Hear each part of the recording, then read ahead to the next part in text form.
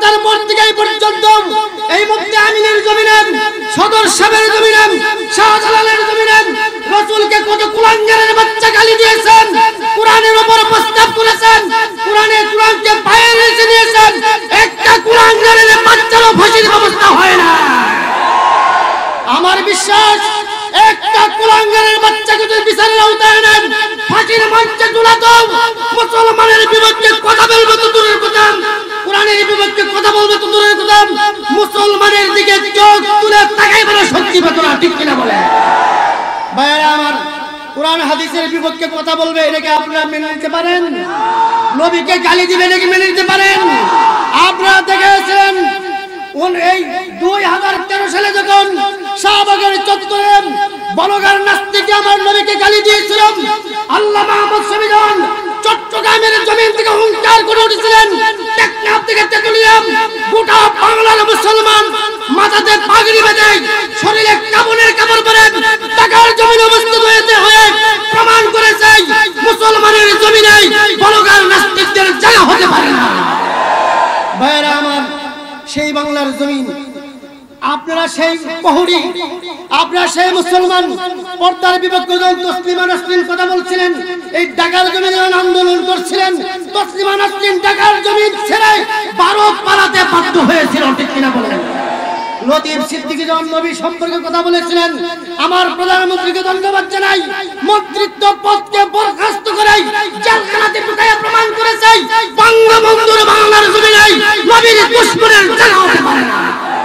ভাইরা আমার, আমরা সেই মুসলমান, আমাদের কাছে অস্ত্র নাই, একটা অস্ত্র আছে যেটা ব্রিটেনে নাই, আমেরিকা নাই, রাশিয়া নাই, এই অস্ত্রের নাম হলো লা ইলাহা, আরো জোরে লা ইলাহা। এই অস্ত্র যার আছে তার কোনো ভয় নাই, ঠিক কিনা বলেন?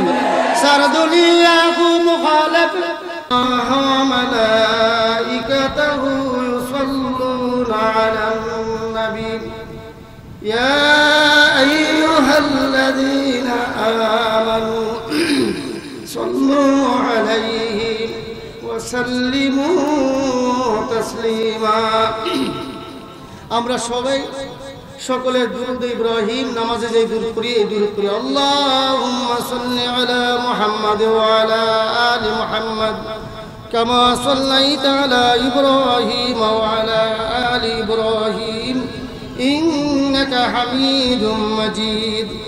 আল্লাহুম্মা বারিক আলা মুহাম্মাদ ওয়া আলা আলি মুহাম্মাদ কামা বারাকতা আলা ইব্রাহিম ওয়া আলা আলি ইব্রাহিম ইন্নাকা হামিদুম মাজিদ। दिल जिंदा हूँ बेदार अगर हूँ तो बददरीस,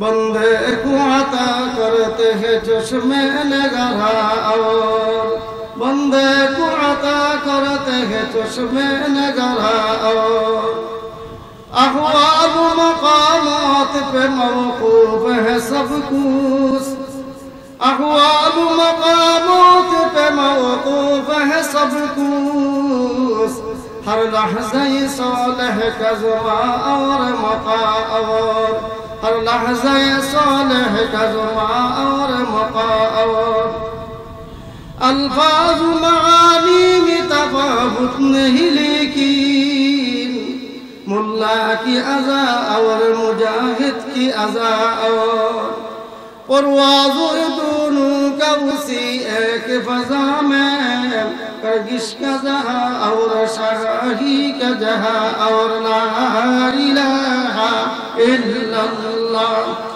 ला इलाहा इल्लल्लाह।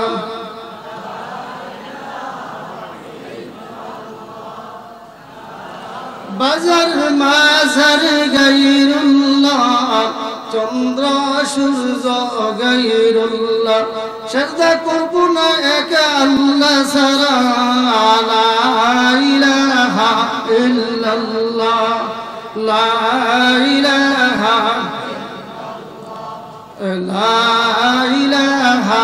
इल्लल्लाह, ला इलाहा इल्लल्लाह मुहम्मदुर रसूलुल्लाह। সাল্লাল্লাহু আলাইহি ওয়াসাল্লাম।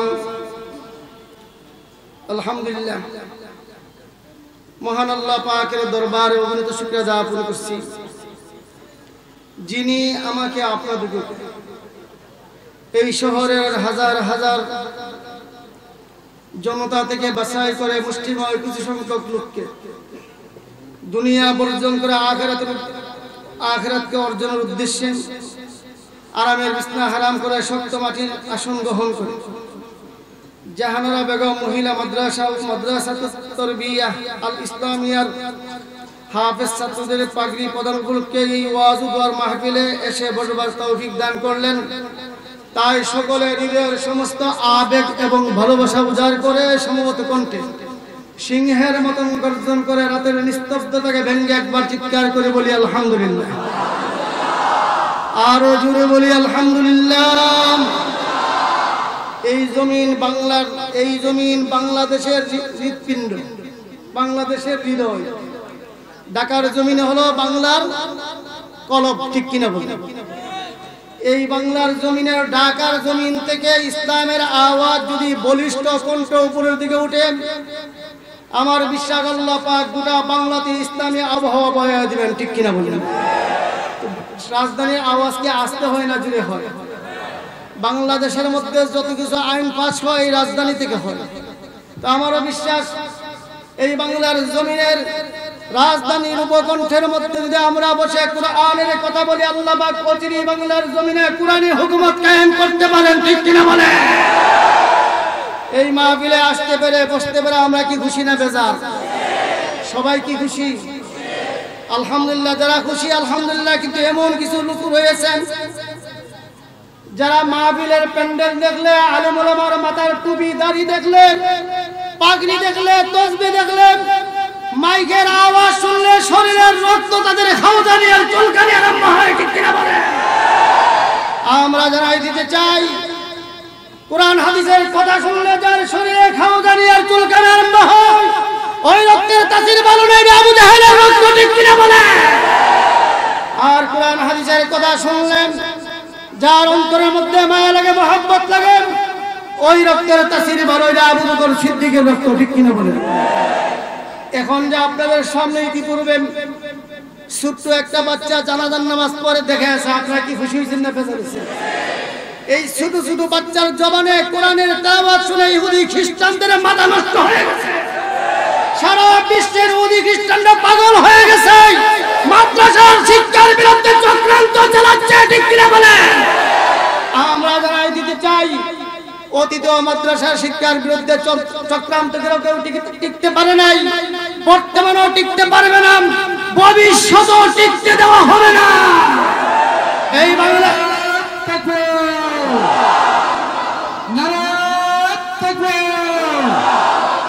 কোরআন সুন্নাহর আলো, কোরআন সুন্নাহ যেখানে, মাদ্রাসা যেখানে, আমরা আছি সেখানে।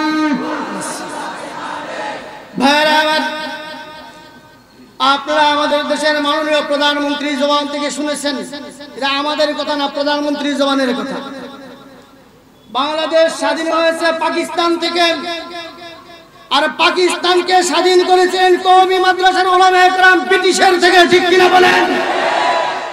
এই ভারতবর্ষকে, উপমহাদেশ ভারতবর্ষকে ইস্ট ইন্ডিয়া কোম্পানির নামে, ব্যবসার নামে এই দেশের মধ্যে আসিয়া তারা গ্রাউ করে ফেলেছিলাম, দখল করে নিয়েছিলাম। 200 বছর পর্যন্ত আমাদেরকে তারা গোলাম বানিয়ে রেখেছিল।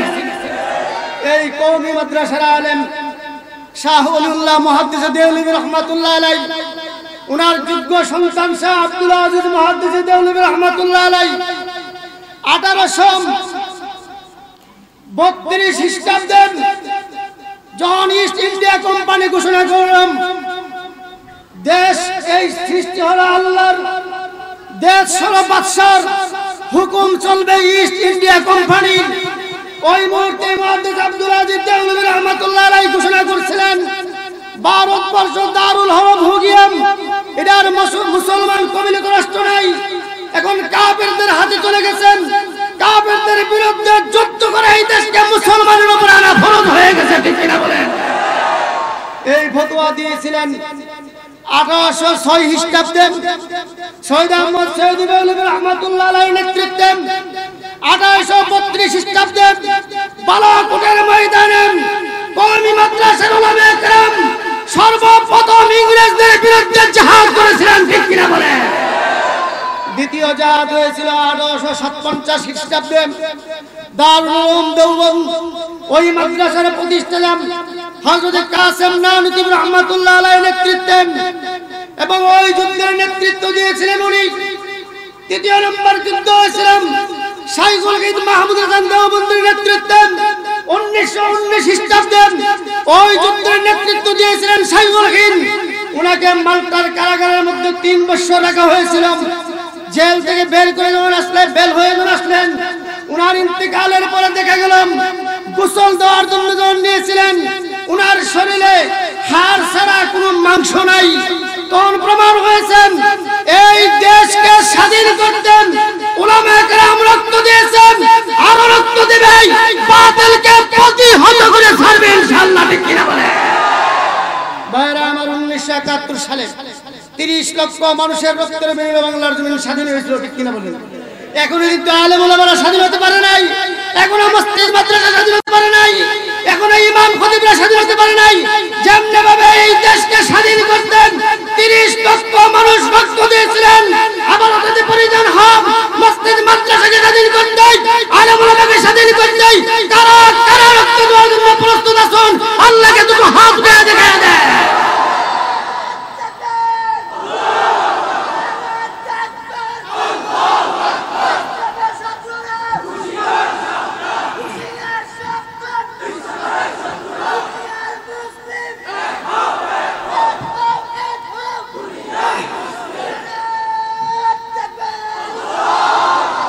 আলহামদুলিল্লাহ, আজকের মাহফিলের যিনি প্রধান অতিথি, এই বাংলা মায়ের গর্বের ধন, যিনি সারা বিশ্বের জমিনে বাংলার নামকে উন্নত করেছেন, ঠিক কিনা বলেন? সারা পৃথিবীর আনাচে কানাচে যেই আন্তর্জাতিক মুফাসসিরিনে কোরআনের মাধ্যমে বাংলার নাম বিশ্বের সমস্ত রাষ্ট্রে পৌঁছেছে ইনশাআল্লাহ, ঠিক কিনা বলেন? ওই ধরনের আন্তর্জাতিক খ্যাতি সম্পন্ন মুফাসসিরিনে কোরআন আপনাদের সামনে আজকে উপস্থিত। উনাকে কোন ভার্সিটির মধ্যে লেখাপড়া করছিলেন? কোথায় লেখাপড়া করছিলেন? কওমি মাদ্রাসা উজানি মাদ্রাসার ছাত্র। যে উজানির কারি সাহেব রহমাতুল্লাহ আলাইহি একটা তাওয়াজ্জু দিয়েছিলেন চরমুনার ইসহাক সাহেব রহমাতুল্লাহ আলাইহিকে, এক তাওয়াজ্জুর বিনিময়ে কোটি কোটি মানুষ চরমুনায় গিয়ে আল্লাহর পাগল হয়েছে, ঠিক কিনা বলে? এই বাংলার জমিন মুফতি আমিনের জমিন, এই বাংলার জমিন শাহজালালের জমিন, এই বাংলার জমিন শাহপুরানের জমিন, হাজী শরীয়তুল্লাহর জমিন, আল্লামা আহমদ শফির জমিন। ইসলামের বিরুদ্ধে কথা বলবে এই বাংলার জমিনে স্থান হতে পারে না, ঠিক কিনা বলেন? আর কিছু চামচা ছেলে আল্লামা আহমদ শফির বিরুদ্ধে কথা বলবে। আল্লামা আহমদ শফিকে তোমরা চিনতে পারো না, প্রধানমন্ত্রী ভালো করেছিল। এখন যদি ঘোষণা হোক আগামী আল্লামা আহমদ শফি ঢাকা আসবে, সংসদ ভবন থেকে পার্লামেন্ট পর্যন্ত লড়ে উঠবে, আল্লামা আহমদ শফি কেন ঢাকা আসতেছে, ঠিক কিনা বলেন? তার মানে হলো যারা কোরআনকে দাম দেয় আল্লাহ পাক দুনিয়াতে তাদেরকে দাম দেয়, ঠিক কিনা বলেন? আপনারা যদি কোটি কোটি টাকা যদি খরচ করেন, ও হাসান ইউনূস সাহেব আপনার জবাব দিয়ে আপনি আল্লামা আহমদ শফির বিরুদ্ধে কথা বলেন, জেনে রাখেন কোটি কোটি টাকা খরচ করতে পারবেন, এক বছরে 1000 লোক জমা করতে পারবেন না। আল্লামা আহমদ শফি যদি আজ রাত্র 2টার সময় ঘোষণা করে আগামী দিন ফজরের আগে লক্ষ লক্ষ জনতা টাকা উপস্থিত হয়ে যাবে। যারা আলেম ওলামাকে দেখতে পারে না তাদের কিসমত ভালো না, ঠিক কিনা বলেন? কারণ আবু জাহেল নবীকে দেখতে পারে নাই, ফেরাউন হযরত মূসা নবীকে দেখতে পারে নাই, ইব্রাহিম আলাইহিস সালামকে নমরুদ দেখতে পারে নাই। যারা দেখতে পারে নাই তাদের অবস্থা কি ভালো হইছে না খারাপ হইছে? আরো যারা বলেন ভালো হইছে না খারাপ হইছে? প্রায় সময় আমাদেরকে বলে হুজুর আপনাদের জন্য আমরা টেনশনে আছি। কি টেনশন? যে আপনারা কোরআনের কথা বলে এত নির্যাতিত এত কিছু হন। আমি বলি আমাদের জন্য তোমার টেনশন নাই, তোমাদের জন্য আমাদের টেনশন। আমার একটা ছোট্ট গল্প মনে পড়ছে, বলবো? থানার ওসি সাহেব রাত্রেবেলা রাস্তার মধ্যে বেরোছে, যা দেখে 3 জন পাটপার এক জায়গাতে বৈশা মিটিং করতেছে। ওসি সাহেব বলতেছেন তোমরা কি করো? তিনজন বলে স্যার আমরা দেখতেছি দেশের জনগণ কি করে। ওসি সাহেব বলতেছে এই বেয়াদবের বাচ্চারা রাত্র বাজে 2টা জনগণ তো লেভেল তোলে, তোরা লেভেল তুলে না যায় তোরা লুট বিস্তার রাস্তার মধ্যে কি জনগণ আছে? বুঝতে পারছি কার ঘরে ডাকাতি করবি, কার বাড়িতে তোরা হাইজাকার করবি, এই সুযোগ মিশ্রাইতে সব তিনজনকে অ্যারেস্ট করে থানাতে নিয়ে যেতেছে। একজনকে স্যার আমার দোষ নাই সে আমার আনছে, আরেকজনকে স্যার আমার দোষ নাই সে আমার আনছে, আরেকজনকে স্যার আমার দোষ নাই, এরা দুজনে মিললে আমার আনছে। স্যারে বলছে দোষ কার বেশি কার কম এটা মাপার যন্ত্র আমার কাছে আছে। ওসি সাহেব রুমের মধ্যে নিয়ে ডাক্তার বললেন এখানে অনেক ফল ফুল আছে, যার কাছে যেটা পছন্দ হয় একটা করে হাতে নাও। একজন একটা আপেল হাতে নিলেন, একজন একটা কমলা হাতে নিলেন, একজন একটা তরমুজ হাতে নিলেন। ওসি সাহেব বলতেছে তোমাদের ফলগুলো কাটো। আপেল ওলা যখন আপেল কাটছেন দুইটা খন্ডর ভিতরে 4টা বিচি হয়েছে, দানা হয়েছে। ওসি সাহেব 4টা বাড়ি যায় বেয়াদবের বাচ্চা তোর দুষ্কন্তর 4 বছর হয়েছে। কমলারা বলছে তুমি কমলা শুলাম, কমলারা যখন কমলা শুলাইলাম 8টা কুয়ার ভিতরে 16টা দানা হয়েছে। ওসি সাহেব 16টা বাড়ি যায় এই বেয়াদবের বাচ্চা তোর দূর বেশি তোর 16 বছর হয়েছে। এবার কমলাওয়ালা বসে বসে হাসতেছে। ওসি সাহেব বলতেছে বেয়াদব 4 বছরের জেল দিলাম লোকটা কাঁদতেছেন, আর তোরে তো 16 বছরের জেল দিলাম তুই হাসস। কমলাওয়ালা গো স্যার চিন্তা করতেছি তরমুজের অবস্থা বুঝি, কারণ আমার 16 দানা হওয়ার কারণে যদি 16 বছর জেল হও আমার পয়সা যেই তরমুজ হাতে নিছেন ওই তরমুজ কাটলেন হাজার হাজার দানা হবে, হাজার হাজার বছর জেল হবে, তার তুলনায় আমার জেলটা কমে আছে জন্য শুকরিয়া জানাতে হাসতেছি। আমরাও বলতে চাই যারা নেতার বিরুদ্ধে কথা বললে জেল হবাসী হন, নেত্রীর বিরুদ্ধে কথা বললে জেল হবাসী হন, দলের বিরুদ্ধে কথা বললে জেল হবাসী হন। স্বাধীনতার পর থেকে এই পর্যন্ত এই মুফতি আমিনের জমিনে, সদর সাহেবের জমিনে, শাহজালালের জমিনে রাসূলকে কত কুলাঙ্গারের বাচ্চা গালি দিয়েছেন, কোরআনের উপর প্রস্তাব করেছেন, কোরআনকে পায়ে রেখে দিয়েছেন। একটা কুলাঙ্গারের বাচ্চারও ফাঁসির ব্যবস্থা হয় না।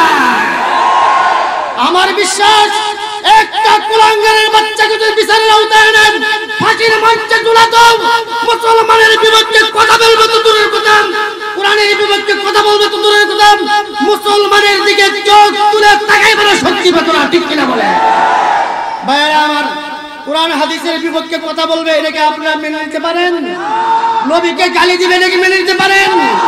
আপনারা দেখেছেন এই 2013 সালে যখন শাহবাগের চত্বরে বলগার নাস্তিক আমার নবীকে গালি দিয়েছিলাম, আল্লামা আহমদ শমীদন চট্টগ্রামের জমিন থেকে হুঙ্কার করে উঠেছিলেন, টেকনাফ থেকে তেতুলিয়া গোটা বাংলার মুসলমান মাথাতে পাগড়ি বেঁধে শরীরে কাপড়ের কাপড় পরে ঢাকার জমিনে অবস্থিত হয়ে প্রমাণ করেছে মুসলমানের জমিনে বলগার নাস্তিকদের জায়গা হতে পারে না। ভাইরা আমার, সেই বাংলার জমিন, আপনারা সেই প্রহরী, আপনারা সেই মুসলমান পর্দার বিপক্ষে যখন তসলিমা নাসরিন কথা বলছিলেন, এই ঢাকার জমিনে যখন আন্দোলন করছিলেন, তসলিমা নাসরিন ঢাকার জমিন ছেড়ে ভারত পালাতে বাধ্য হয়েছিল, ঠিক কিনা বলেন? লতিফ সিদ্দিকী যখন নবী সম্পর্কে কথা বলেছিলেন, আমার প্রধানমন্ত্রীকে ধন্যবাদ জানাই, মন্ত্রিত্ব পদকে বরখাস্ত করে জেলখানাতে ঢুকাইয়া প্রমাণ করেছে বঙ্গবন্ধুর বাংলার জমিনে নবীর দুশমনের জায়গা হতে পারে না। ভাইরা আমার, আমরা সেই মুসলমান, আমাদের কাছে অস্ত্র নাই, একটা অস্ত্র আছে যেটা ব্রিটেনে নাই, আমেরিকা নাই, রাশিয়া নাই, এই অস্ত্রের নাম হলো লা ইলাহা, আরো জোরে লা ইলাহা। এই অস্ত্র যার আছে তার কোনো ভয় নাই, ঠিক কিনা বলেন? সারা দুনিয়া কো মুখালিফ ফির কোই নুকসানি গম নেহি হ্যায় ডর নেহি হ্যায় জব খুদা রহমানুহি, গম নেহি হ্যায় ডর নেহি হ্যায় জব খুদা রহমানুহি। সারা পৃথিবীর মানুষ আমার বিরুদ্ধে হয়ে যাক, অসুবিধা নাই, এক আল্লাহ যদি আমাদের পক্ষে থাকে। আমি ভূমিকা ছাড়া সরাসরি আলোচনা চলে যাই। আমি আপনাদের সামনে পবিত্র কালামুল্লাহ 30 নম্বর পারার ছোট্ট একটা সূরা তেলাওয়াত করেছি। এই সূরাটা কোরআন শরীফে আছে নাকি? এই সূরাটার নাম কি বলেন তো? এই সূরাটার নাম হলো সূরাতুল আসর। আসর শব্দের অর্থ হলো সময়, কাল। মানুষের সবচেয়ে বড় সম্পদের নাম হলো মানুষের হায়াত, মানুষের জীবন, ঠিক কিনা বলেন? আপনার হায়াত আছে, মন্ত্রীগিরি আছে, হায়াত আছে, প্রাণীগিরি আছেন, হায়াত আছে, সভাপতিগিরি আছে। আজকের মাহফিলের যিনি সভাপতি, উনি যদি না থাকতেন তাহলে কি সভাপতি হইতে পারতেন?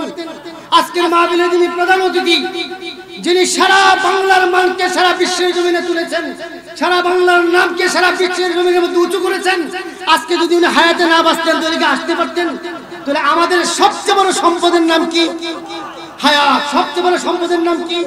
হায়াত। এই হায়াত যাকে আল্লাহ দান করছেন, এই হায়াতটা যদি আল্লাহর দেওয়া, হায়াত যদি আল্লাহর দেওয়া বিধানে চালা, ওই লোক দুনিয়াতে লাভবান হবে, আখিরাতে লাভবান হবে। ঠিক কিনা বলেন?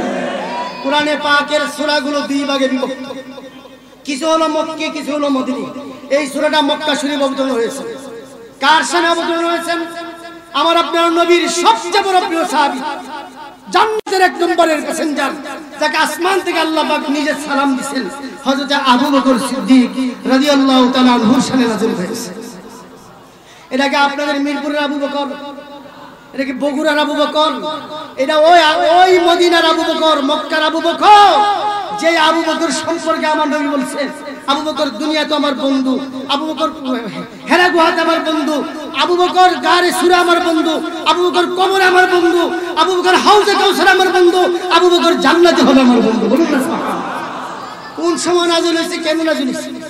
মক্কাতে দুইজন ধনী লোক ছিলেন। কয়জন ধনী লোক ছিলেন? একজন উমাইয়া ইবনে খালফ, ইসলামের বড় দুশমন, আরেকজন আবু বকর সিদ্দিক, ইসলামের বড় দুষ্ট। এই দুইজনের ব্যবসা ছিল একসাথে। দুইজন ব্যবসা করার জন্য সিরিয়াতে গেলেন। যে আবু বকর সিদ্দিক, উমাইয়া মাল বিক্রি করে রাত্রের বেলা ঘুমাইছে। আবু বকর সিদ্দিক একটা স্বপ্ন দেখছে। স্বপ্ন দেখে উঠার পরে মাথা নষ্ট হয়ে গেছে। এখন স্বপ্নের তাবির জানার জন্য চাইেন। স্বপ্ন কিন্তু অনেক স্বপ্ন আছে। কিছু কিছু লোক স্বপ্ন দেখে নবীজি প্রস্রাব পায়খানার মধ্যে পড়ে রয়েছে। বাংলার সবচেয়ে বড় কুখ্যাত বন্ড পীর দেওয়ানবাগী, ঠিক কিনা বলেন? দেওয়ানবাগী পীর হতে পারে না, দাজ্জাল শয়তানের আবির্ভাব করতে, ঠিক কিনা বলেন? এই দাজ্জাল বলেছে আমার নবী নাকি প্রস্রাব পায়খানার মধ্যে পড়ে রয়েছে। তাকে যখন কয়েকদিন আগে, যখন কয়েক বছর পূর্বে যখন তার ছেলেকে গ্রেফতার করে নিয়ে গিয়েছিলেন, বলা হইল আপনার ছেলে যে গ্রেফতার করে নিলেন, আপনি আল্লাহর সাথে আপনি কথা বলেন, আল্লাহর সঙ্গে কিছু কথাবার্তা বললেন না, ছেলেটা কিভাবে আনা যায়? সে উত্তর দিছে, আল্লাহ আমার ছেলে নিয়ে বড় টেনশনে আছে। নাউজুবিল্লাহ জুড়ে বলবেন না? আমরা হক্কানি পীরদের জুতা আমাদের মাথায় রাখি। চরমুনার মতন হক পীর, উজানির মতন হক পীর, দেলোয়ার সাহেবের মতন হক পীর, এই ধরনের পীরদের জুতা আমাদের মাথায় রাখি। কিন্তু বন্ড পীর পাইলেই আমাদের জুতা তাদের গালে মারি। বাংলার মানুষ বন্ডামি বরদাস্ত করবে না, ঠিক কিনা বলেন? আবু জাহেল, উতবা, সাইবা ইসলামের এতটুকু ক্ষতি করতে পারে নাই। বর্তমান যুগের রাজারবাগী বলেন, দেওয়ানবাগী বলেন, শাহবাগী বলেন, কুতুববাগী বলেন, বন্ডারি বলেন, এই দুশমনরা ইসলামের সবচেয়ে বেশি ক্ষতি করেছে, ঠিক কিনা বলেন? আল্লাহ পাক এই দেশকে বন্ড পীরদের কবল থেকে হেফাজত করুক। সবাই বলেন আল্লাহুম্মা আমিন। আপনাদের কি কষ্ট হইতেছে? আরো জোরে, আপনাদের কি কষ্ট হইতেছে? ভাইরা আমার, হক কথা বলবেন, হক কথা শুনবেন। একটা কথার বিনিময়ে আল্লাহ মাফ করতে পারেন, ঠিক কিনা বলেন? আবু বকর সিদ্দিক স্বপ্ন দেখছে। কি স্বপ্ন দেখছে? আবু আইয়ুবের কাছে বলে, আমি দেখছি আসমানের সূর্য আমার বুকের এই সিনার ডান দিকে বসছে, আসমানের চন্দ্র আমার সিনার বাম দিকে বসছে। বলুন না। উমাইয়া ডাকতে বলে, সিরিয়াতে একজন বড় আলেম আছেন, তুমি ওনার কাছে যাও, উনি স্বপ্নের ব্যাখ্যা দিতে পারবে। উনি দৌড়াইয়া সিরিয়াতে গেলেন। যায় দেখে ওই আলেম তাওরীত কিতাব তেলাওয়াত করছে। আর তাওরীত কিতাবের মধ্যে একটা আয়াত, ওই আয়াতটা আল্লাহ পাক কোরআনের মধ্যে নাযিল করেছেন। বলুন না সুবহানাল্লাহ। আয়াত তেলাওয়াত করতেছেন, মুহাম্মাদুর রাসূলুল্লাহ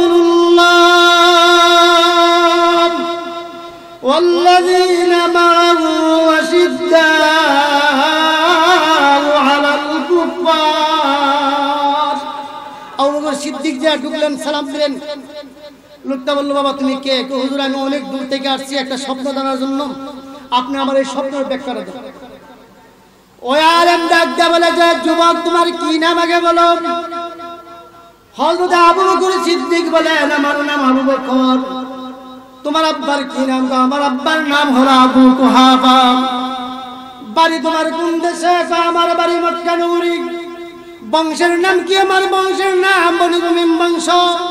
কি স্বপ্ন দেখেছো আগে বলো।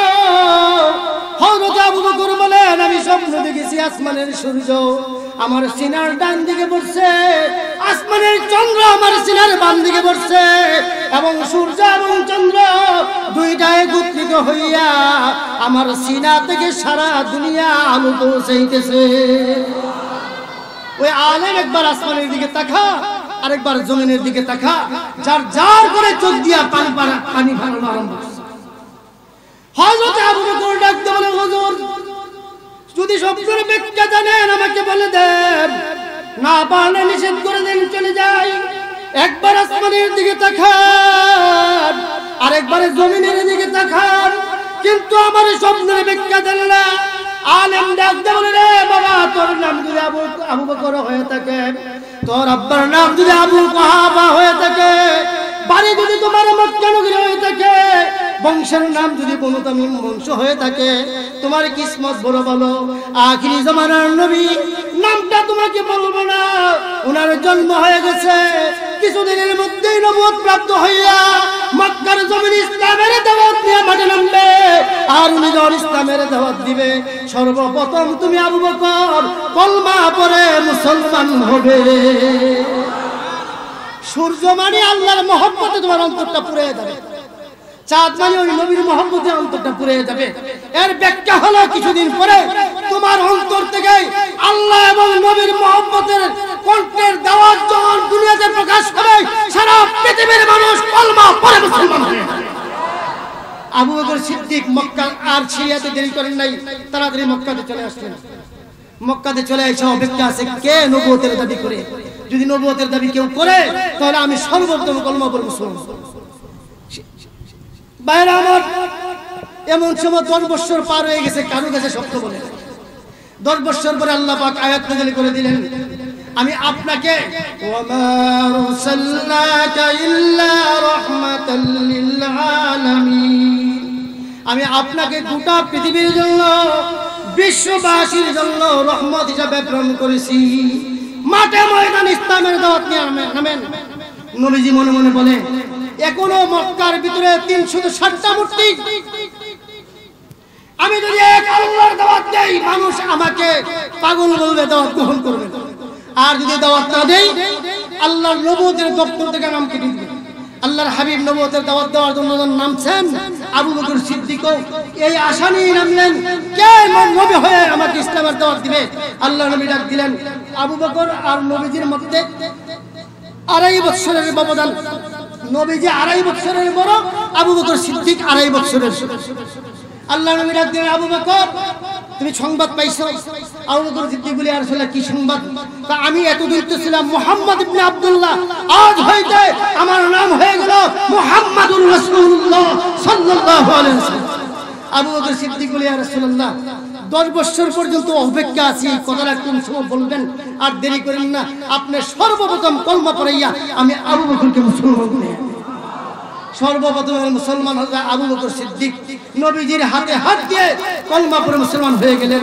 মুসলমান হওয়ার পরে উমাইয়া ইবনে হাবকে বললেন, তুমি হইলা বেদিন, আমি হইলাম মুসলমান, দুইজনের ব্যবসা একসাথে থাকলে সকালে আমি কোরআন তেলাওয়াত করব, তুমি গীতা পড়বা, তখন গন্ডগোল লাগবে, টাকাগুলো বন্টন করে ফেলো, আমার টাকা দিয়ে আমি ব্যবসা করব, তোমার টাকা দিয়ে তুমি ব্যবসা করবে।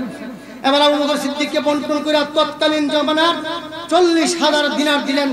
40,000 দিনার নিয়ে আবু বকর সিদ্দিক কৃতক হয়ে নবীজির দিন পেছনের জন্য 36,000 দিনার খরচ করে ফেললেন। বলুন না সুবহানাল্লাহ। কয়েকদিন পরে উমাইয়ার লোকে দেখা, জিজ্ঞাসা করে, আবু বকর আমার 40,000 দিনারে 40 লাখ, তোমার কয় লাখ হইছে? আবু বকর সিদ্দিক বলে, ইসলামের জন্য 36,000 খরচ করে ফেলছি, মাত্র 4,000 রাখছি। নবীজি মক্কা থেকে হিজরত করে মদিনাতে যাবে, এই 4,000 দিয়ে মসজিদের জায়গা কিনবো, মসজিদ বানাবো, আমার টাকাগুলো দিনের জন্য খরচ করে ফেলছি। তখন উমাইয়া বলছিলেন, আবু বকর তুমি অত্যন্ত ক্ষতিগ্রস্ত হয়ে গেছো। এই কথার জবাবে আল্লাহ পাক জিবরাইল ফেরেশতার মাধ্যমে আমার আপনার নবীর উপর সূরাতুল আসর দিয়ে পাঠিয়ে দিলেন। বলুন না স্যার, এখানে একটা বুঝার বিষয়, আপনাদের কি কষ্ট হইতেছে? আল্লাহ পাকের আসমানি কিতাবগুলো 2 ভাগে বিভক্ত, কিছু হলো বড়, কিছু হলো ছোট। বড়গুলোকে বলা হয় কিতাবুল্লাহ, ছোটগুলো বলা হয় সহিফা, বড়গুলো আবার চারটা, দুই ভাগে বিভক্ত। তিনটা হলেন কিতাবুল্লাহ, তাওরীত, জবর, ইনজিল। একটা হলেন কালামুল্লাহ, তার নাম হলেন কোরআন। ঠিক কিনা বলুন? কিতাবুল্লাহ আর কালামুল্লাহর মধ্যে পার্থক্য আছে নাকি নাই? জোরে বলেন, আছে নাকি নাই? কিতাবুল্লাহ বলো যে এটা আল্লাহ নিজে লেখা, ফেরেশতার মাধ্যমে নবীর কাছে দিয়ে দিয়েছে, নাও তোমার এই কিতাব দিছি, তুমি এই কিতাব দিয়ে মানুষকে দাওয়াত দাও। আর কালামুল্লাহ বলা হয় নিজের লেখেন নাই, আল্লাহ নিজের জবান দিয়া, কুদরতি জবান দিয়া পড়ছে। সায়েন আহলে হাদিস মানে আহলে খবিস, আহলে হাদিস মানে আহলে খবিস, ইহুদি খ্রিস্টানদের দালাল। এরা ঘোষণা করে আল্লাহ নাকি আকার আছে, আল্লাহ নাকি আমাদের মতন বডি আছে। আমরা জানাই দিতে চাই, তোমাদের এই ট্যাবলেট বাংলার জনগণ খাবে না। ঠিক কিনা বলেন? তোমরা যেইখান থেকে দালালি পেয়েছো সেইখানে চলে যাও। এই দেশের জনগণ চরমোনার নেতৃত্বে, আল্লাহ মাহমুদ শফির নেতৃত্বে, মুফতি দরবার সাহেবের নেতৃত্বে চলে বাংলার কোন নাস্তিক মুরতাদকে মানতে পারে না। ঠিক কিনা বলেন? ভাইরা আমার, বলতেছিলাম মুসা আলাইহিস সালামকে কিতাবুল্লাহ দিলেন, দাউদ নবীকে কিতাবুল্লাহ দিলেন, ঈসা আলাইহিস সালামকে কিতাবুল্লাহ দিলেন, আমার আপনার নবীকে আল্লাহ কালামুল্লাহ দিলেন। কেমনে ভাবে দিলেন? আমার আল্লাহ একদম বলে, জিবরাইল মুসা নবীর জন্য তাওরীত লিখে আমি পাঠিয়ে দিয়েছি, ঘোষণা করছি তুমি তুর পাহাড়ে আসো, তোমাকে কিতাব দেওয়া হবে। মুসা নবী তুর পাহাড়ে গেলেন, আল্লাহ কিতাব দিয়ে দিলেন, নিয়ে আসলেন। দাউদ নবীকে বলা হয়েছে উপাসনা নিয়ে যাও, কিতাব দেওয়া হবে। দাউদ নবীকে উপাসনার মধ্যে কিতাব দেওয়া হইল। ঈসা নবীকে গির্জালয়ের মধ্যে কিতাব দেওয়া হলো। আমার আপনার নবী কেমন নবী? ওয়ারাফা'না লাকা যিকরাক। আমার আল্লাহ বলে, হে আমার হাবিব, আপনার নাম আমি এত বুলন্দ করেছি, আমি আল্লাহর জাগার শাহজিম মেরাজে দাওয়াত দিয়া আকশারে সবাইকে জানিয়ে দিলাম, যে যত জ্ঞানী হোক, যে যত বড় দার্শনিক হোক, যে যত বড় বৈজ্ঞানিক হোক, সারা পৃথিবীর সমস্ত দার্শনিক বৈজ্ঞানিক সবাই আমার নবীর কদমের তলে। ঠিক কিনা বলে? নবীর কদমের তলে সারা পৃথিবীর সব। আমার আল্লাহ যেখানে নবীকে নিয়ে গেলেন সেইখানে। বলুন না সুবহানাল্লাহ। বলো গা নাস্তিকরা, নবীকে গালি দিলে নবীর দাম কমবে না? কমবে? খুদা ধরে ইন্তজারে আমদে মানি মুহাম্মদ চশমে বরহে সানানি।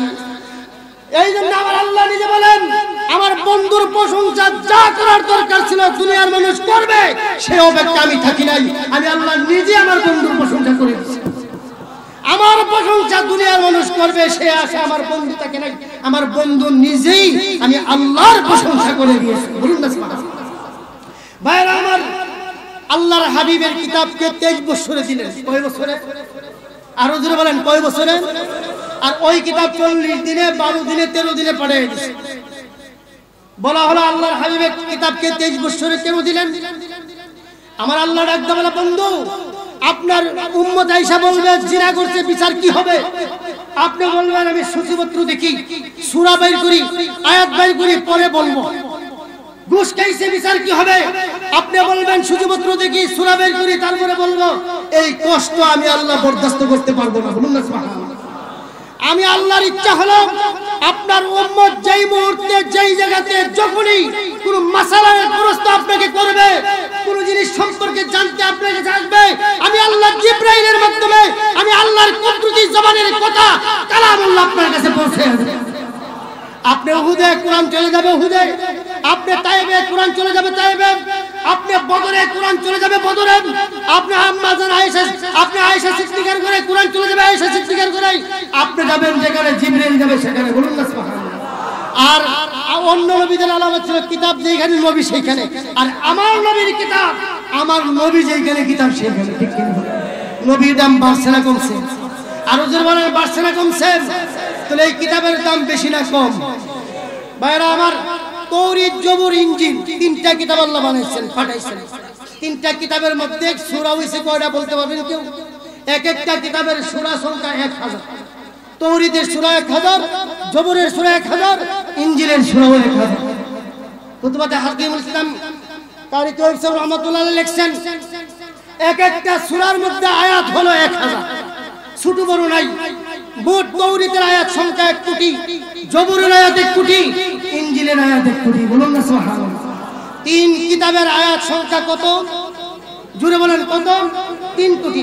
আর আমার নবী বলেছেন মান ক্বারাআল কুরআনা হারফান ফালাহু আশরু আমসালিহা, যেই ব্যক্তি কোরআনের একটা হরফ পড়বে আল্লাহ পাক তাকে 10টা নেকি দান করবেন। আও আজিদু, অথবা বাড়ায়া দিবেন। আল্লাহ পাক কোরআনে বলেন লিওয়াফিয়াহুম উজুরাহুম ওয়া ইয়াজিদাহুম মিন ফাদলি, 100 বাড়াবো না, 700 বাড়াবো না, আমি আল্লাহর মনে যা চা, যে যে অন্তর নিয়ে কোরআন পড়বে, আবু বকর সিদ্দিকের জবান দিয়ে কোরআনের হরফ উচ্চারণ হলে তার নেকি হবে বিনা হিসাব। হযরত ওমরের জবান দিয়ে উচ্চারণ হলে তার নেকি হবে বিনা হিসাব। আব্দুল কাদের জবানের দিয়ে উচ্চারণ হলে তার নেকি হবে 1 গরম। বাইজিদ মুস্তামির জবানে কোরআনের নেকি 1 গরম।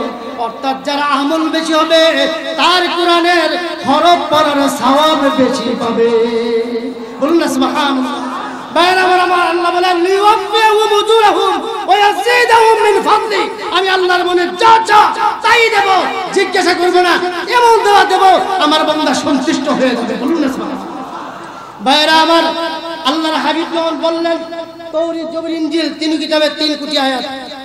সাহাবায়ে কেরাম কাঁদতেছেন, নবীজি জিজ্ঞাসা করলেন তোমরা কান্দো কেন? হুজুরেরা 3 কোটি আয়াত পড়বে, এক একটা হরফের বিনিময়ে যদি 10টা করে নেকি বা অনেক নেকি হবে। আমাদের সূরা আয়াত হলো অল্প আর আমাদের হায়াত হলো অল্প, আমরা হরফ পড়ব অল্প, সওয়াব কম হবে। আমার আল্লাহ জিবরাইলকে ডাকতে বললেন, যা জিবরাইল আমার বন্ধুরে যায় বল। কি বলবি? যে তৌরাত জবুর ইনজিল মিজানের 1 পাল্লাতে রাখ, কোরআনে পাক 1 পাল্লাতে রাখ, ওজন দিয়া দেখায় দে।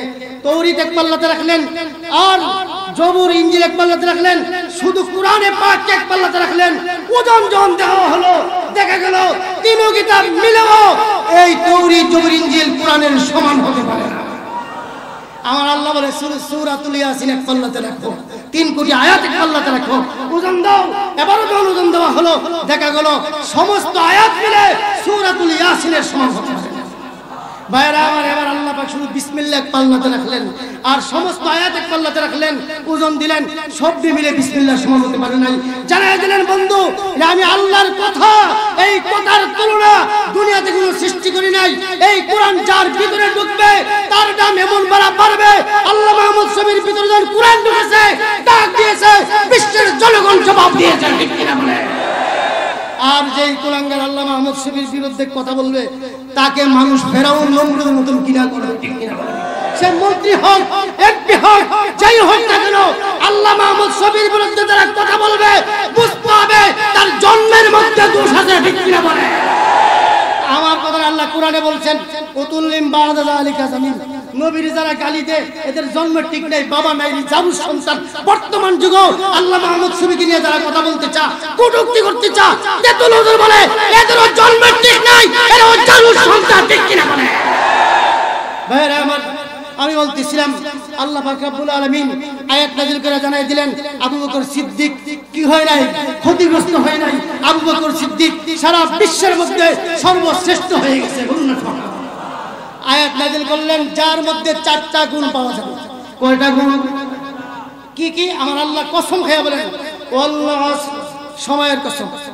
এখানে আরেকটা হাদিসের ব্যাখ্যা দিলে বুঝবেন, ইয়াতাআকাবুনা ফীকুম মালায়েকাতুম মিল লাইল ওয়া মালায়েকাতুম মিন নাহার ওয়া ইয়াজতামুনা ফী সালাতিল ফাজর ওয়া সালাতিল আসর সুম্মা ইয়ারুদুল লাযীনা ইয়াতু ফীকুম ফায়াসআলুহুম রাব্বুহুম ওয়া হুয়া আ'লামু বিহিম কাইফা তারাকতুম ইবাদি ফায়াকুলুনা আতাইনাহুম ওয়া হুম ইউসাল্লুনা ওয়া তারাকনাহুম ওয়া হুম ইউসাল্লুনা।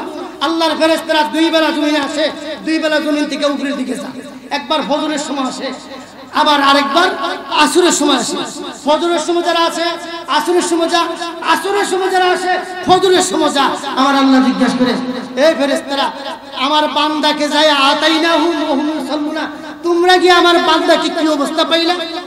ফেরেশতারা বলে আতাইনাহুম ওয়া হুম ইউসাল্লুনা, আমরা যখন গেলাম গিয়া দেখি আপনার বান্দা ফজরের নামাজ পড়তেছে। আল্লাহু আকবার, বলুন না সুবহানাল্লাহ।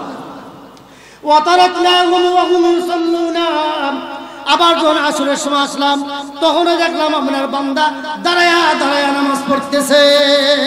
আমার আল্লাহকে সাক্ষী থাক, তোরা গিয়েও দেখছো নামাজ পড়তেছে, আসার সময় দেখছো নামাজ পড়তেছে। আমি আল্লাহ ধরে নিলাম আমার বান্দা 24টা ঘন্টাই নামাজ পড়ে। আর বাংলার জমিনে এমন কিছু বন্ডবীর আছে যার কাছে মুড়ি দিলে নামাজ রোজা লাগে না। আছে নাকি নাই? জুড়ে বলেন আছে নাকি নাই? আমি বলতে পারি বলি যাদের কাছে মুড়ি দিলে নামাজ রোজা লাগে না এরা পীর না, একবারে টাটকা শয়তান। ঠিক কিনা? আর কি বলে জানেন? তো পানির তলে মোমের বাতি পান বাতাসই দিবে না, বাবার কাছে মুড়ি দিলে নামাজ রোজা লাগে না। পানির তলে কোনো বাবার শক্তি আছে মোমবাতি জ্বালাইতে? তাহলে পূজাগুলি কথাটা যেমন ভণ্ডামি, তাদের আমলগুলো ভণ্ডামি। ঠিক কিনা ভাইরা আমার? আমার আল্লাহ বলেন যার মধ্যে 4টা গুণ পাওয়া যাবে তারা হবে লাভবান। 1 নম্বর কি? আমার আল্লাহ নিজে বলেন ইল্লাল্লাযীনা আমানু, যারা ঈমানদার এরা হলো লাভবান। বলুন সুবহানাল্লাহ। আপনারা বলেন ঈমানদাররা কি লাভবান না ক্ষতিগ্রস্ত? একজন ঈমানদার 1 কোটি মানুষকে ভয় করে না। ঠিক কিনা বলেন? তারেক জামিল রহমাতুল্লাহ আলাইহি, হযরত তারেক জামিল সাহেব রহমাতুল্লাহ আলাইহি উনি ওনার কিতাবের মধ্যে একটা ঘটনা লিখছেন। হযরত জুনাইদ বাগদাদী রহমাতুল্লাহ আলাইহি, ওনার নামটাকে আপনারা শুনছেন? উনি কি বড় ওলি না ছোট ওলি? তবে প্রথম যুগে উনি ওলি ছিলেন না, একজন কুস্তিগীর ছিলেন। 4000 যুবক কুস্তি করে ওনাকে ঠকাইতে পারতেন। বাগদাদের বাদশা ঘোষণা করলেন আমার দেশের বীর পালোয়ান জুনাইদকে যে কুস্তিতে হটাতে পারবে তাকে $2,00,000 পুরস্কার দেবে। একজন বুড়া মানুষ দাঁড়ায় বললেন বাদশা আপনি যে ঘোষণা করছেন ঘোষণা কি ঠিক থাকবে? হ্যাঁ আমার ঘোষণা ঠিক থাকবে। তাহলে আমি ওয়াদা করলাম আমি ওনাকে কুস্তিতে হটাবো। বাদশা বললেন বাবা তুমি লাঠি নিলে চলতে পারো, নইলে পরে যাও। তুমি আর তো পালোয়ানকে হটাইতে যাও বাবা, তোমার মাথা নষ্ট হয়ে গেছে। না আপনি শুনেন, যদি আমি হটাইতে না পারি আপনাকে আমি স্বয়ং নিজে $2,00,000 পুরস্কার দেব। তবে শর্ত হলো একটা, কুস্তি খেলার আগে 1 মিনিট সময় দিবেন, আমি জুনাইদের সঙ্গে কানে কানে একটা কথা বলবো। বাদশা বললেন ঠিক আছে, আগামী সোমবার কুস্তি হবে। দেশের জনগণ লক্ষ লক্ষ জনতা জমা হয়ে গেছেন। আজকে আমাদের সিদ্দিকী সাহেব মাদ্দাজিলুল আলীর বয়ান শোনার জন্য যেমন আপনারা হাজার হাজার জনতা জমা হয়ে গেছেন, তেমনি ভাবে লক্ষ লক্ষ জনতা জমা হয়েছে। বুড়া একজন ব্যক্তি, দুর্বল একজন ব্যক্তি বীর পালোয়ান জুনাইদকে কুস্তিতে হটাতে একবারে মাঠ যখন পরিপূর্ণ হয়ে গেল, লোকটা যায় বলে বাদশা আপনার জুনাইদকে আমার সামনে আনেন। বাদশা বলেন তুমি জুনাইদ ওই রুমে আছে, ওইখানে যাও, গিয়ে কথা বলো। যায় দেখে জুনাইদ বাগদাদী হাতের মধ্যে মেডিসিন নিয়ে শরীরে মারতেছে, কুস্তি খেলবে। এমন সময় লোকটা যায় বলে জুনাইদ তুমি আমাকে চিনো? জুনাইদ বাগদাদী বলে না আমি তো তোমাকে চিনতে পারি নাই, আমি হলাম আজকের কুস্তিগীর যিনি ঘোষণা করছি তোমাকে হটাবো আমি। জুনাইদ বলে বাবা তুমি আমার বাবার বয়সের লোক, একটা ফু যদি আমি দিই, একটা হুক যদি দিই, তুমি 10 হাত জুড়ে যাই। তুমি আইছো আমার হটাইতে, আল্লাহর রাস্তে তোমার কাছে মাপ চাই, জীবনের দাম আছে, তুমি আল্লাহর রাস্তে জীবনটা লইয়া বাড়ি দিতে। ও মুরব্বির একজন জুনাইদ তোমার কানটা আমার মুখের সামনে আনো, আমি একটা কানে কানে কথা বলি। জুনাইদ বাগদাদী যখন কানটা মুখের সামনে নিলেন, ডাক দিয়ে বলে রে বাবা তুই আমাকে চিনতে পারিস নাই, আমি সাধারণ বংশের মানুষ না, আমি তোমার নবীর বংশের একজন মানুষ। গরিব হওয়ার কারণে 4টা মেয়ে বিরুদ্ধ হয়ে আছে, টাকার জন্য বিয়ে দিতে পারি না। সংবাদ যখন পাইলাম বাদশা $2,00,000 পুরস্কার দিবেন, তখনই মনে মনে নিয়োগ করেছি জুনাইদের পায়ে ধরে বলবো রে জুনাইদ জীবনে তো ইজ্জত কম কামাই করস নাই, আজকে যদি রাসূলের বংশের লোক হিসাবে আমাকে ইজ্জত করস, আমি ওয়াদা করলাম নবীজির রওজা পাকে দাঁড়িয়ে তোর পক্ষ হইতে সালাম দেব এবং বলবো তোমার বংশের লোককে যেই জুনাইদ ইজ্জত করেছে কিয়ামতের মাঠে সেই জুনাইদকে ছাড়া তুমি জান্নাতে যাবে না। জুনাইদ বাগদাদী বলে নবীর বংশের কথা শোনার পরে আমি লক্ষ্য করে দেখলাম আমার শরীরে যত শক্তি ছিল সমস্ত শক্তিগুলো দূর হয়ে গেছে। মনে মনে ভাবলাম এই মুহূর্তে যদি লোকটার নবীর বংশের লোক আমার বুকের নিচে বলে দেয় আর লোকটা যদি ঠকে যায় নবীর বংশের সঙ্গে বেয়াদবি হবে, কিয়ামতের মাঠে কেমনে নবীর সামনে মুখ দেখাবো। আর আজকে যদি লোকটার বুকের নিচে যায় এই কারণে আল্লাহ আমাকে জান্নাতের বুকে জায়গা দান করবেন। হযরত জুনাইদ বলেন ও বাবা আর বলতো আমার যুদ্ধের ময়দানে চলো, যেখানে কুস্তি খেলা হবে সেইখানে চলো, চলে যাই।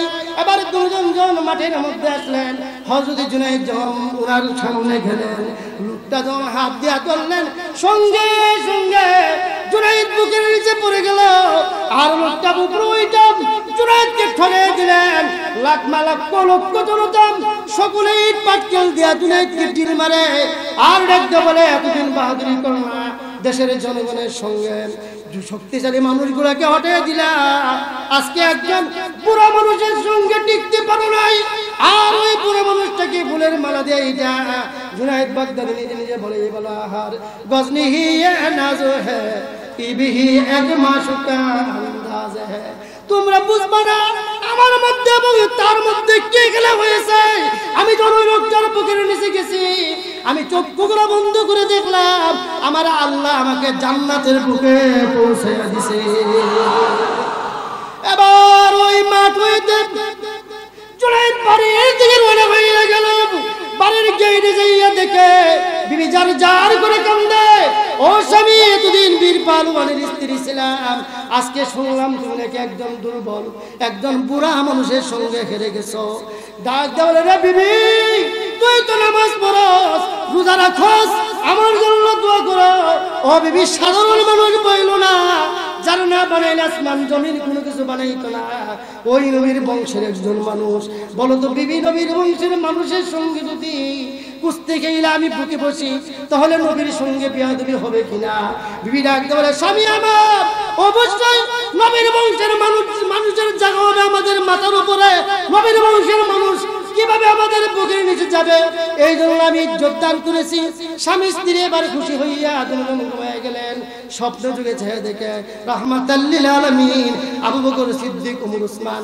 চারজন সাহাবীকে লইয়া জান্নাতি ফুলের মালা লইয়া জুনায়েদ বাগদাদির ঘরে হাজির ডাক দেওয়ালে রে জুনায়েদ তুই যে আমার বংশের লোককে ইজ্জত করলি এই জন্য আমি রাসূল রওজা পাকে যাইয়া যখন এই লোকটা তোর কথা বলছে আমি তোরে দেখার জন্য এসে গেছি এ জুনায়েদ দুনিয়ার মানুষেরা তোর ইট পাটকেল মেরেছে জুতা দিয়া ঢিল মেরেছে আমি নবী ইজ্জত দেওয়ার জন্য আল্লাহর হুকুমে জান্নাতি মালা লইয়া তোর ঘরে হাজির হয়ে গেলাম স্বামী স্ত্রী দুইজনের গলা দুইটা মালা লইয়া আল্লাহর রাসূল চলে গেলেন আমার নবীর হাদিস মান্নানি বিল মানামি ফাকাদ রানি লা ইয়াতামাসসালু শাইতানু যেই ব্যক্তি স্বপ্ন যুগে আমি রাসূলকে দেখলো সে আমি রাসূলকে দেখলো কারণ শয়তান আমার স্বরূপ ধারণ করতে পারে না ঠিক কি না ওই জুনায়েদ বাগদাদি রাস্তা দিয়ে যাইতেছেন এমন সময় দেখলো একটা মাঠের মধ্যে প্রায় 90-95 লক্ষ লোক বসে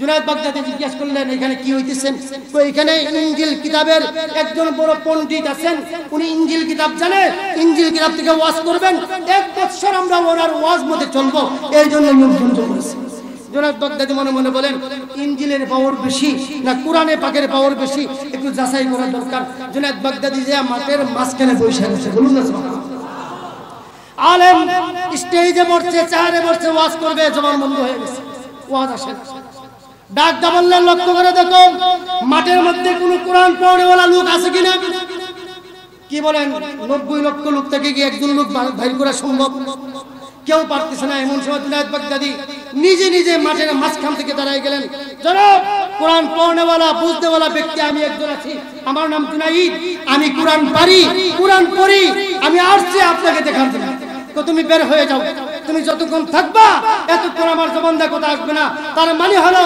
কোরআন যখন দুনিয়াতে আসছে সমস্ত কিতাবের হুকুম বাতিল হয়ে গেছে কোরআন দুনিয়াতে থাকবে কোন নবীর হুকুম চলবে না নবী দুনিয়াতে নাই আমার নবীর হুকুম আছে আল্লাহর নবী দুনিয়াতে নাই আল্লাহর দেওয়া মুজিজা সবচেয়ে বড় কোরআন দুনিয়াতে আছে ঠিক কি না বলেন লোকটা বলে বের হয়ে যাও কোন আমি বের হব না যেটার দাম বেশি বের হবো কেন এটা দিয়ে মোকাবেলা করব আমরা মুসলমান এই দেশের মালিক আমরা ঠিক কিনা বলেন এই বাংলার জমিন সারা পৃথিবীর কাউলা সারা পৃথিবীর দলিল আল্লাহ মুসলমানের নামে দিয়েছেন ঠিক কিনা বলেন ইহুদি খ্রিস্টান দালাল বদ্দুরা মুসলমান না তারা হলো চোর আর ডাকাত মুসলমানের ঈমান ধ্বংস করার জন্য তাদের আবির্ভাব করতে ঠিক কিনা বলেন দেখবেন বাড়িতে যদি চোর ঢুকে সর্বপ্রথম ডিল মারে গৃহস্থের সজাগ কিনা ঘুমানো আছে দেখে তদ্রুপ মাঝে মাঝে আইসা আপনারা দিল দে নবীর গালি দে আল্লাহ মাহমুদ সুবীর গালি দে মুফতি আমিনের গালি দে এমুকের গালি দে প্রমাণ করতে চা মুসলমানরা সজাগ নাকি ঘুমাই দিছে। আমরা সজাগ থাকবো যে কুলাঙ্গারের বাচ্চা আল্লাহর নবীকে গালি দিবে সঙ্গে সঙ্গে আবু বকর সিদ্দিকের মতো হয় খালিদ বিন ওয়ালিদের মতো হয় হযরত ওমরের কণ্ঠে নারে তাকবীরের স্লোগানের বাচ্চায় বাতিলকে দুনিয়া থেকে নিস্তেনাবুদ করে ছাড়বো ঠিক কিনা বলে।